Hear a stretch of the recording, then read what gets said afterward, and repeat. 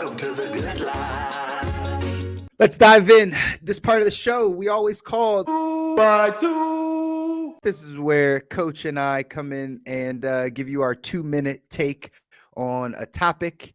Today's topic that we're talking about for our 2x2, here's the headline. It says, former Department of Education official Eric Goldstein is on trial for allegedly accepting bribes, such as money and gifts and vacations, from Somma Foods, a meat supplier, to overlook the poor quality of food served in New York City public schools.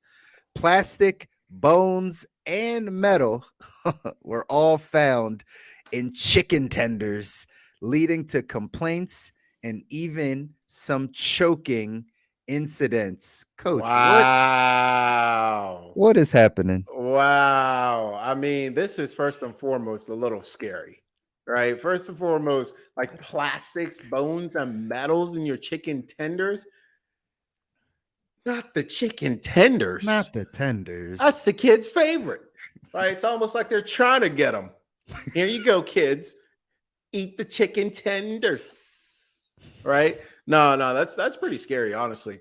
I will say this: I've always had kind of like my as I get older, unfortunately, my fear of like eating out and having weird things in my food decreases because I do it more and more. However, it's something that's always kind of bothered me, in that my mom, one of the best things my mom did growing up for us. And I know it was a labor of love, was cook every night. So every night, there was always something in the fridge. There was always something on the stove. There was always something there. So we didn't really eat out a ton. And until some of my friends in the restaurant industry put me on, I didn't realize some of the disturbing practices and things that were going on. But am I shocked? No, I'm not. I'm not shocked about the quality of the food. I'm not shocked about the corruption, right? The bribery or whatnot. I'm not shocked that if we let corporations grow our food, that this is what's going to happen. If we let corporations cook our food, that this is what's going to happen. If we let corporations serve our food to our kids in places where they should be safe and receiving the best, this will happen. So what I pull from this, if you can, as much as possible, try to control the quality of your food from farm to plate. Yeah, that is it. Yeah, that's important. Who's protecting the babies out here, right? Who's protecting the kids? This guy was supposed to oversee the food that comes into these public schools, and he's out here taking vacations and money bribes and being like, I'm gonna turn a blind eye so these kids, right, are eating whatever.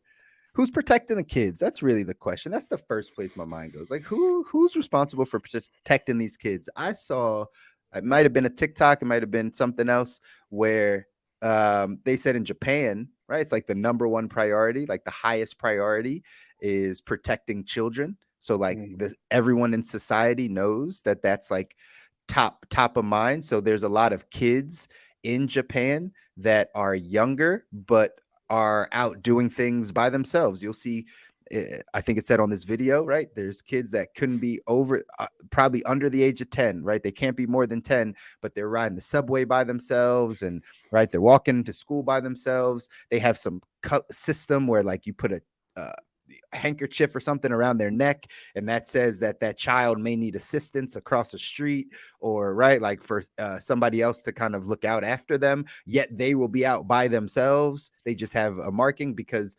society is taking care of the children. This is disturbing, not just because, right, it's a school, but it's disturbing because it's happening to the children, right? Somebody's overlooking the fact that basically these kids are being poisoned, potentially choking, having things in the food.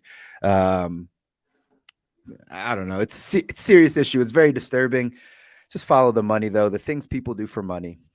People do for money. That's it. And I think the show, I mean, I don't know if this is the show you're referring to, but there's a Netflix show called Old Enough, where the kids, there's like the little kids, like running errands for mom and crossing the street by themselves and all this Mhm. different type of stuff. That's a level of community, I believe, at least based on what I have experienced and seen in the United States as I've been here. Oh, I don't know, some old decade or so here, right? is dead.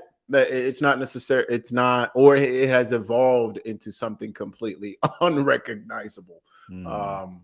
And I think it would serve us to bring it back. Maybe we can't do it on a large scale, but we certainly can try to do it on a local scale.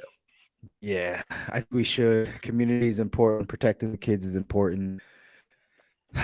Follow the money, guys. Follow the money. Let's not get overtaken by greed in our system, greed in our society, that we are now neglecting the most precious, most vulnerable parts of our society, aka our children. So yeah, it's tough. That's tough.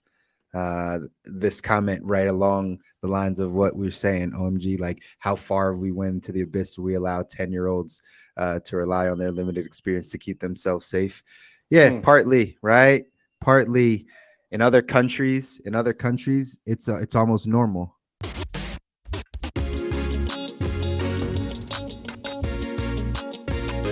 Welcome to the good life.